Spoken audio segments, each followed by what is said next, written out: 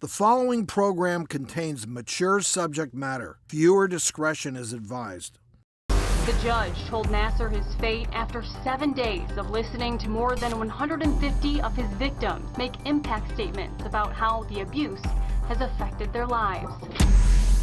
We're talking to journalists John Barr and Dan Murphy, whose new book, Start by Believing, investigates the largest sex abuse scandal in American sports history. Two of the survivors, Jamie Dancer and Sarah Klein, also join us.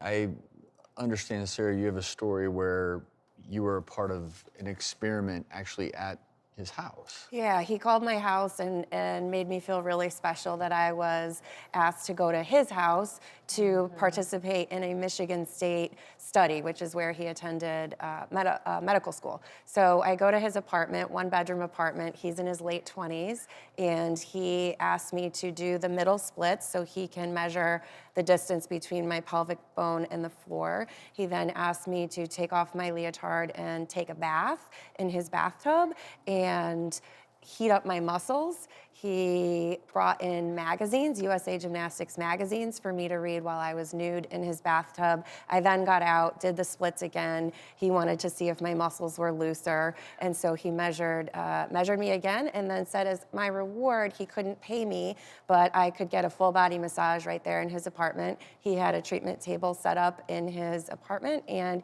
he proceeded to give me a full body massage and anally and vaginally penetrate me in his house, and I was 12 years old. And Sarah, I just want to pause, and just listening to all these details is just so disgusting that he basically made it a prize. A prize. For him to sexually assault you. And I felt special, and I felt we all went back to the gym and said, did you guys get a call from Larry? Did you get a call from Larry? Right. And those who were chosen felt amazing, and those who were not chosen felt awful. You know, what blows my mind too is as this is happening, obviously you didn't really know it was abuse. It felt special, it felt good, but Jamie, I have a question for you, because you had this happen to you hundreds of times, and yet you were still performing. You were still doing what you were supposed to do as a gymnast.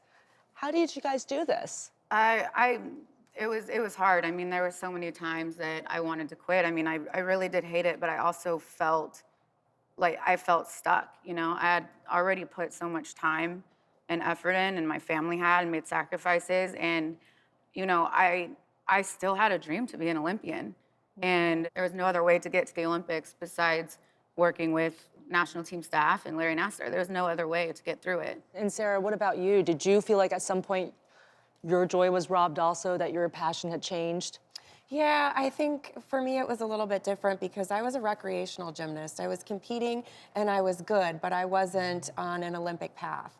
But Larry was the trainer in my home gym in Lansing, Michigan, and so I received his treatment 3 or 4 times a week, every year, starting at 8 years old. And the last time I was treated by Larry Nassar, I was 25 years old. So 17 years of abuse, and I was brainwashed at such a young age. I literally knew nothing else, and he was such an incredible figure in my life, and so, you know, a positive part of my childhood, that I would never imagine that he would be hurting me. And it sounded so medically viable, and he purported to care so deeply about us that it did not even dawn on me.